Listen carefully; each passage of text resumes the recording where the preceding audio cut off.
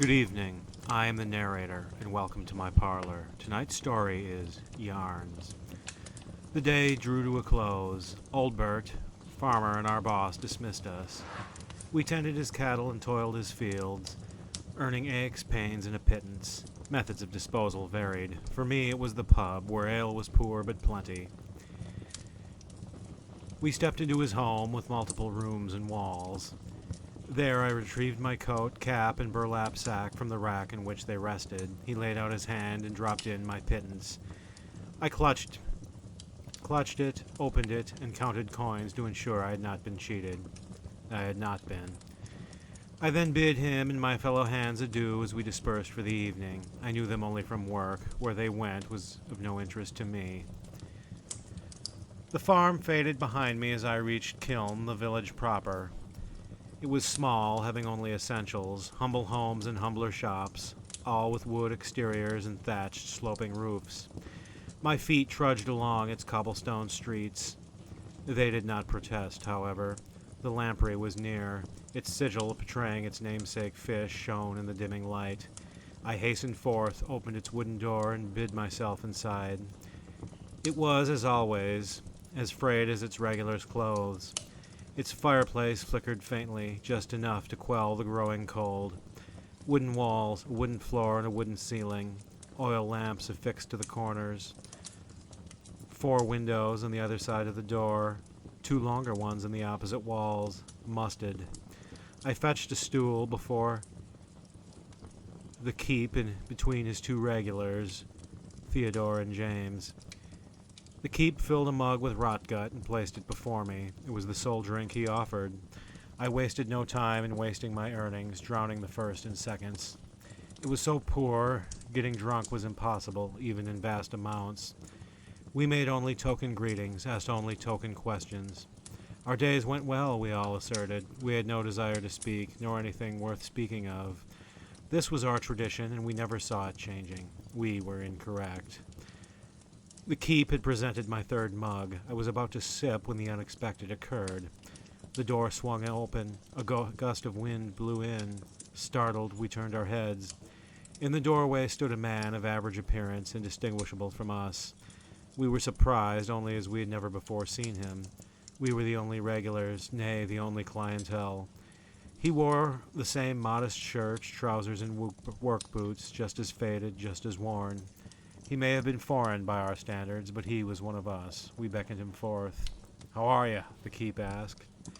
He did not respond. Most would be suspicious, but it was just as well. The keep poured a mug. He showed no interest. Again, we thought nothing. He was simply a tired workman, we assumed. It was best to leave him alone. We returned to our drinks. Our suspicions returned when his eyes began to widen. "You've yet to drink," the keep noted delicately. "Something amiss?" He slowly looked up, met his eyes. A pin drop could be heard as he spoke. "I know something I must discuss with all of you," he explained soberly. We were incredulous. How in this hamlet was there news? We were born and bred. We knew nothing of importance ever occurred, and we liked it so. And so we lent our ears. If nothing else, he knew how to build suspense. He raised his mug and swigged so slowly it was absurd. I had just about wearied when he set it back down and cleared his throat. We listened, politely. "I'm from Hadley." This was the village across the river. I was unimpressed. I'd been there and found it much the same as Kiln. "Something pernicious occurred there," he continued. "Concerns our whole region." Again, I was unimpressed. Nothing could have occurred there, nothing of import. Still, to be polite, I listened. "Believe ye in the supernatural?" he asked. "Meh," we went. Such things were beyond our ken. He read our faces. "You will, once you hear this." We would entertain him. At last my interest roused. I'd long had a fondness for such tales. They are my 2 vices, alongside cheap ale. My grandfather spun morbid yarns before his fireplace. I wrote them on parchment and bound them in runoff from the tannery. They outlived their teller.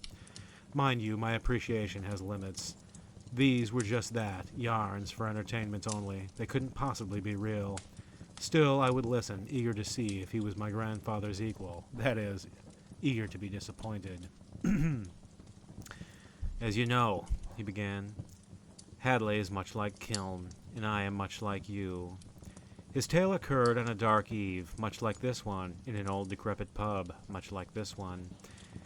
The protagonists were himself and two acquaintances, unwinding after a day's toil. But of course, the night began normally, then distant conversation, then distant footsteps.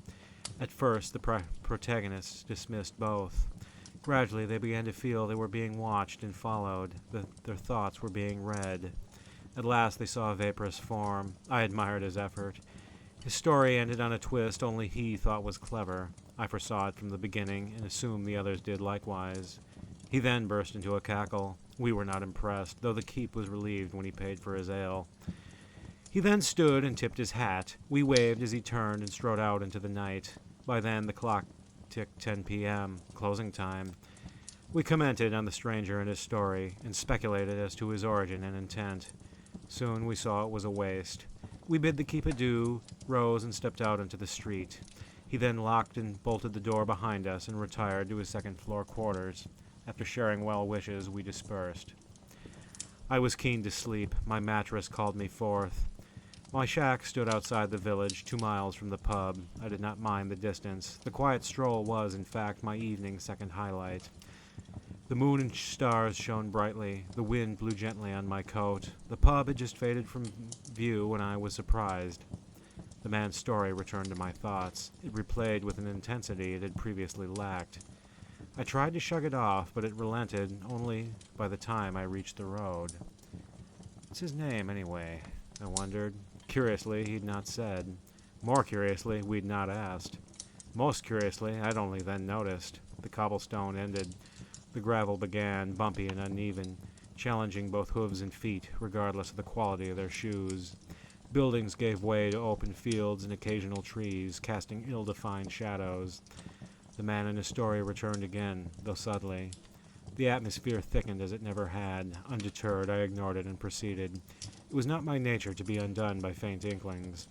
Beneath my stride, however, unease grew, a presence. I felt something was watching and following me, something unseen. Pure imagination, I asserted. It seemed to hear and whisper the contrary. I stiffened from head to toe. My neck hairs stood. My pace quickened on its own. I peered to my sides and behind me, but saw nothing. Bizarre, grotesque images flashed in my mind, each fading and ceding to the next. Alas, it was all for nothing. He neglected to appear. Was I hearing what I was hearing, seeing what I was seeing? Was it real or again imagination? Was something there, or was it simply gutter ale? Whatever it was, it intensified. Even in darkness, the trees cast shadows. In the past, however, they'd been flat, inanimate. One noticed, but thought nothing of them. Now they had come alive. Their trunks bent, their branches reached toward me. I raised my arms, but passed through them like vapor, with no ill effect. Thankfully, my home stood just ahead. I could see its outline beneath the moon and starlight. It was humble like the pub, made of the same wood, with the same musted windows. It seemed at that moment a haven, a source of refuge, not a sign of failure. I ran forth and was never more relieved to reach its door. There I withdrew my key. The door, however, would not bulge. Relief turned to frustration, then desperation as I thought the worst. Would I be trapped outside at the mercy of this phantom? Had it saved its worst for this very moment? As I thought, I began to sense it was amused. At last my door yielded and I darted inside, slamming it behind me.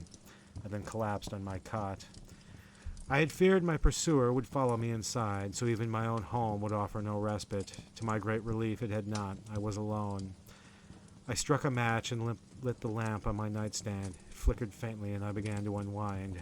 Just as I was on the brink of sleep, it happened. Footsteps outside, a shadow in my window.